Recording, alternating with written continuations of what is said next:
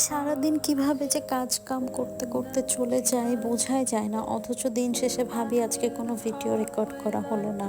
Hello and আসসালামু আলাইকুম everyone, আশা করছি সবাই ভালো আছেন, সুস্থ আছেন। ওয়েলকাম করছি আমার আজকের একটা ছোট্ট খাট্ট সিম্পল ব্লগে।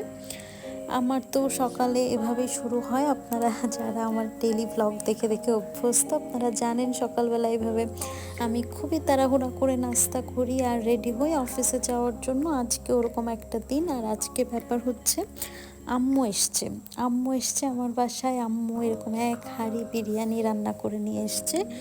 তো বিরিয়ানিটা আমরা রাতে সবাই খেয়েছি, খাওয়ার পরও আরও অনেকগুলো বেঁচে গেছে। ভাবলাম আজকে দুপুরে আমি অফিসে প্যাক করে নিয়ে যাই।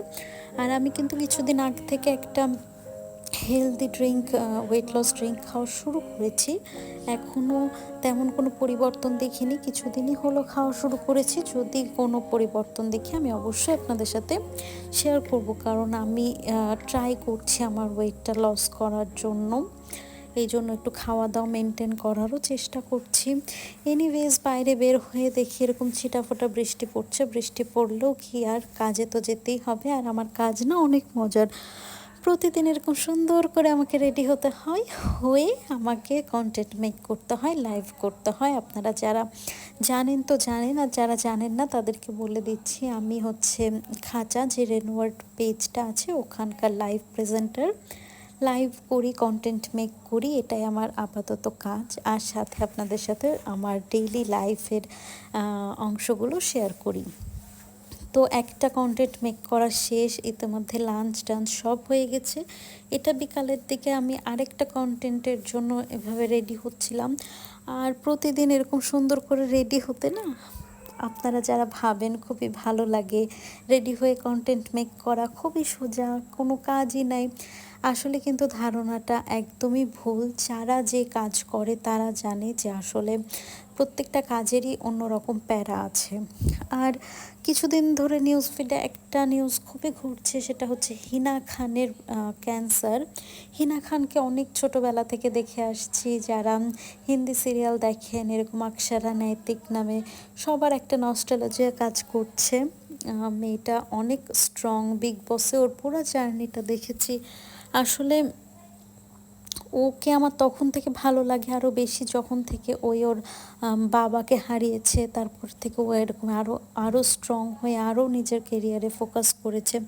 এখন কার লাইফে কখন কি আসে, আসলে লাইফটা খুবই আনপ্রেডিক্টেবল। প্রত্যেকটা সিচুয়েশনের জন্য আমাদের রেডি থাকা উচিত।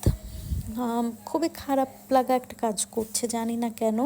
আল্লাহ ওনাকে সুস্থ করে দিক, এটাই বলতে পারি। আমরা তো আর কেউ কারোর জন্য কিছু করতে পারি না, একমাত্র দোয়া করা ছাড়া।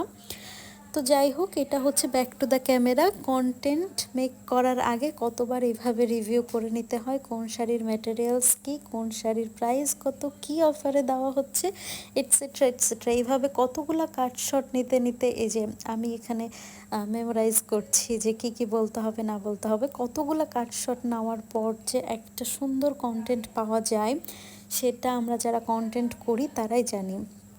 আর এতগুলা কাটশট নেওয়ার পরও দেখা যাচ্ছে লাস্টে কন্টেন্টটা পছন্দ মতো হলো না, বা ছোট্ট কোনো একটা ভুলের জন্য 1 ঘন্টা 1.5 ঘন্টার পুরো পরিশ্রমটা লস হয়ে গেল। তখন না সত্যি অনেক খারাপ লাগে। বাট আসলে কোনো কাজে ধৈর্য হারা হতে হয় না।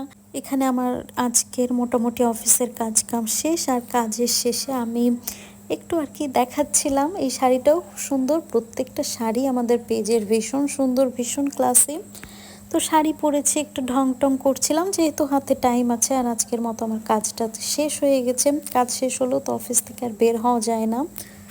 তো এখানে আমি একটু ঢং টং করছি, তারপরে আমি চা খেলাম। চা খেয়ে প্ল্যান করছিলাম যে বাইরে একটু যাব, কিন্তু এর মধ্যে আবার ঝমঝম করে বৃষ্টি শুরু হয়ে গেল, যার জন্য আজকেও আমার প্ল্যানটা ক্যান্সেল হলো। কয়েকদিন থেকে আমি এক জায়গায় যেতে চাচ্ছি, যখন যাব অবশ্যই আপনাদেরকেও নিয়ে যাব। তো যাই হোক, এটা আমি আবার চলে আসছি বাসায়। বাসায় এসে আমি চেষ্টা করছি আমার ডিনারটা একদম 8টার আগে কমপ্লিট করে ফেলার। এখানে আমি খাবারগুলো গরম করে ডিনার শেষ করে দেখেন আমি আবার বিস্কুট দিয়ে চা খাচ্ছি। এই হচ্ছে আমার ডায়েট। সো আমার ভিডিওটা ভালো লাগলে অবশ্যই শেয়ার করে দেবেন। আজকের মতো আল্লাহ হাফেজ।